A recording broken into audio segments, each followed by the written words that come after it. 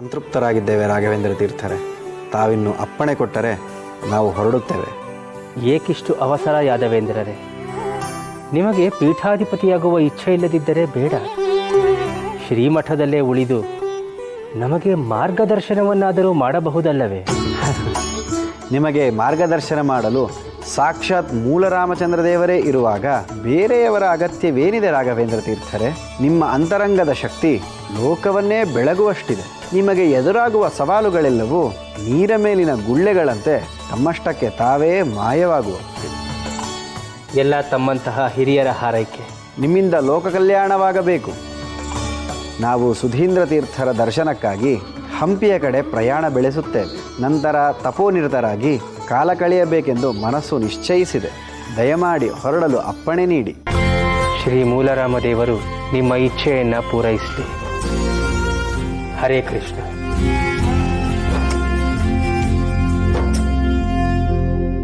ತಂಜಾವೂರಿನ ಮಹಾರಾಜರಿಗೆ ಶ್ರೀಮಠಕ್ಕೆ ಸುಸ್ವಾಗತ.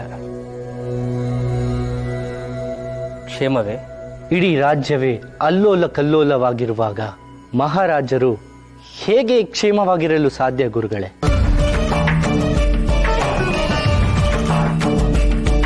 ಅದು ನಿಜವೇ. ಕುಟುಂಬದಲ್ಲಿ ಒಬ್ಬ ಅಸ್ವಸ್ಥನಾದರೂ ಮನೆಯೊಡೆಯ ಕಂಗಾಲಾಗುತ್ತಾನೆ. ಹೀಗಿರುವಾಗ ಮನೆ ಮಂದಿಯೆಲ್ಲ ನರಳುವಂತಾದರೆ ಒಡೆಯನಿಗೆ ಕ್ಷೇಮವೆಲ್ಲಿಯದು? ಈಗ ನಮ್ಮ ಸ್ಥಿತಿಯು ಹಾಗೇ ಆಗಿದೆ ಗುರುಗಳೇ.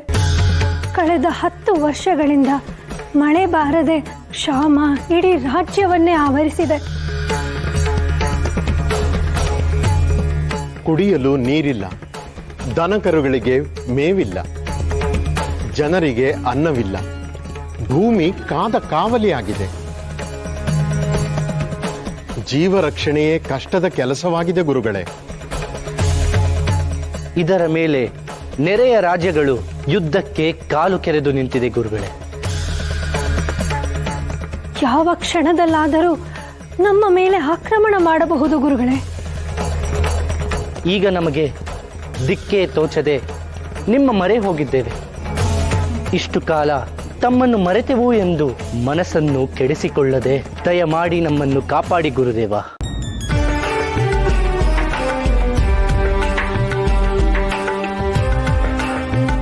ಮಠವಿರುವುದೇ ಬೇಡಿ ಬಂದವರಿಗೆ ಮಾರ್ಗದರ್ಶನ ಮಾಡಲಿಕ್ಕಾಗಿ. ಚಿಂತಿಸಬೇಡಿ. ಬಲವಂತವಾಗಿ ಯಾರನ್ನೂ ಬರಮಾಡಿಕೊಳ್ಳುವುದಿಲ್ಲ. ಬರುವುದು ಬಿಡುವುದು ನಿಮ್ಮ ಇಚ್ಛೆ. ಬಂದವರನ್ನು ಆದರಿಸುವುದು ನಮ್ಮ ಧರ್ಮ. ಇದರಲ್ಲಿ ಮನಸ್ಸು ಕೆಡುವ ಮಾತೇನಿಲ್ಲ. ನಮ್ಮಿಂದ ಏನು ಸಹಾಯವಾಗಬೇಕು ಹೇಳಿ. ನಮ್ಮ ಕೈಲಾದದ್ದನ್ನು ನಿಸ್ಸಂದೇಹವಾಗಿ ಮಾಡುತ್ತೇವೆ. ಗುರುಗಳೇ, ತಮ್ಮಿಂದ ನಾವು ಏನನ್ನೂ ಕೇಳುವ ಪರಿಸ್ಥಿತಿಯಲ್ಲಿಲ್ಲ. ಒಂದು ಕಡೆ ಯುದ್ಧದ ಭೀತಿ, ಮತ್ತೊಂದು ಕಡೆ ಭೀಕರ ಬರಗಾಲ. ಅರಮನೆಯ ಆಳುಗಳಿಗೂ ಆಹಾರ ಒದಗಿಸಲಾರದ ಸ್ಥಿತಿಯಲ್ಲಿದ್ದೇವೆ. ಈ ದಾರುಣ ಪರಿಸ್ಥಿತಿಯನ್ನು ಪಾರಾಗುವ ದಾರಿ ತೋರಿಸಿದರೆ ನಾವು ಅನುಸರಿಸಲು ಸಿದ್ಧರಿದ್ದೇವೆ ಗುರುಗಳೇ.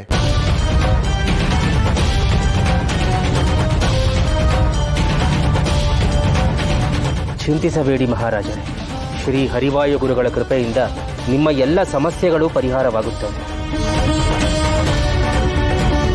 ಶ್ರೀನಿವಾಸಾಚಾರ್ಯರೇ, ಗುರುಗಳೇ, ವೆಲ್ಲೂರಿನ ಸರದಾರರು, ಮಧುರೈನ ದೊರೆಗಳು, ಮೈಸೂರಿನ ಅರಸರು, ಹಾಗೆ ಬಿಜಾಪುರದ ಸುಲ್ತಾನರಿಗೆ ನಾವು ಹೇಳಿದೆವೆಂದು 4 ನಿರೂಪಗಳನ್ನು ಸಿದ್ಧಪಡಿಸಿ ಮತ್ತು ಆದಷ್ಟು ಬೇಗ ಅವರಿಗೆ ಅದನ್ನು ತಲುಪಿಸುವ ವ್ಯವಸ್ಥೆ ಮಾಡಿ. ಅಪ್ಪಣೆ ಗುರುಗಳೇ. ಗುರುಗಳೇ, ಕ್ಷಮಿಸಬೇಕು. ನಮ್ಮ ಗೂಢಾಚಾರರ ವರದಿಯಂತೆ ಅವರು ಯುದ್ಧದ ಎಲ್ಲ ತಯಾರಿಗಳನ್ನು ಮಾಡಿಕೊಂಡಿದ್ದಾರೆ. ನಿಮ್ಮ ನಿರೂಪಗಳನ್ನು ಅವರು ಮನ್ನಿಸುತ್ತಾರೆಯೇ ಗುರುಗಳೇ? ಆ ಚಿಂತೆ ನಮಗೆ ಬಿಡಿ ರಾಜರೇ. ಮೂಲರಾಮ ಎಲ್ಲವನ್ನೂ ನೋಡಿಕೊಳ್ಳುತ್ತಾನೆ. ಸದ್ಯಕ್ಕೆ ಮಠದಲ್ಲಿರುವ ದವಸ ಧಾನ್ಯಗಳನ್ನು ನಿಮ್ಮೊಂದಿಗೆ ಕಳುಹಿಸಿಕೊಡುತ್ತೇನೆ. ಅತಿ ಕಷ್ಟದಲ್ಲಿರುವವರ ಜೀವವನ್ನು ಉಳಿಸುವ ಕೆಲಸವನ್ನು ಅದರಿಂದ ಮಾಡಿ. ನಾವು ಸಂಚಾರಕ್ಕೆ ಹೊರಟು ತಂಜಾವೂರಿಗೆ ಬರುತ್ತೇವೆ. ಅಲ್ಲಿಗೆ ಬಂದ ನಂತರ ಮುಂದೇನು ಎಂದು ಆಲೋಚಿಸೋಣ. ಗುರುಗಳು ಅನ್ಯತಾ ಭಾವಿಸಬಾರದು. ಮಹಾರಾಜನಾದವನು ಮಠಕ್ಕೆ ದತ್ತಿ ದಾನ ಕೊಡಬೇಕೇ ಹೊರತು ಮಠದ ಸ್ವತ್ತನ್ನು ಸ್ವೀಕರಿಸಬಾರದು. ಹಾಗೆ ಭಾವಿಸಬೇಡಿ ನಾಯಕರೇ. ಕಷ್ಟದಲ್ಲಿರುವ ಪ್ರಜೆಗಳ ಉಪಯೋಗಕ್ಕೆ ಬಾರದ ಸಂಪತ್ತು ಯಾರ ಬಳಿ ಇದ್ದರೂ ವ್ಯರ್ಥವೇ. ಗುರುಪೀಠವಿರುವುದು ಸಾರ್ವಜನಿಕರ ಕುಂದುಕೊರತೆಗಳನ್ನು ಆಲಿಸಲೆಂದೇ ಹೊರತು ಸಂಪತ್ತುಗಳನ್ನು ಕೂಡಿಟ್ಟು ಉತ್ಸವ ಮೂರ್ತಿಯಂತೆ ಮೆರೆಯುವುದಕ್ಕಲ್ಲ. ಸಂಕಷ್ಟ ಕಾಲದಲ್ಲಿ ನೀವು ಸಂಕೋಚ ಪಡಬಾರದು. ನಿಮ್ಮೊಂದಿಗೆ ನಮ್ಮವರ ಬಂಡಿಗಳು ಹೊರಡುತ್ತವೆ. ಭೋಗೇಂದ್ರಾಚಾರ್ಯರೇ,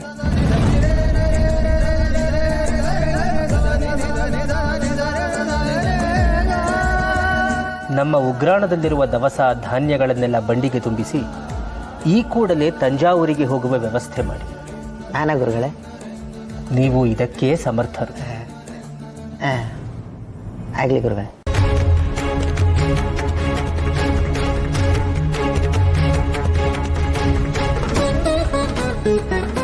ಗುರುಗಳೇ, ನಿಮ್ಮನ್ನೇ ಮರೆತವರ ತಪ್ಪುಗಳನ್ನು ಮರೆತು ಬಿಡುವ ಈ ನಿಮ್ಮ ಔದಾರ್ಯವನ್ನು ನಾವು ಎಂದಿಗೂ ಮರೆಯುವುದಿಲ್ಲ.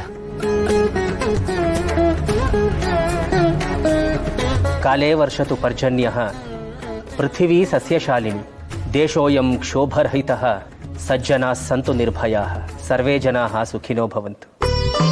ಜೀವಕಾರುಣ್ಯವೇ ಜೀವನದ ಅತ್ಯುನ್ನತ ತತ್ವ. ಎಲ್ಲವನ್ನೂ ಮೂಲರಾಮನಿಗೆ ಬಿಟ್ಟು ತಾವೆಲ್ಲರೂ ನಿಶ್ಚಿಂತೆಯಿಂದ ಇರಿ.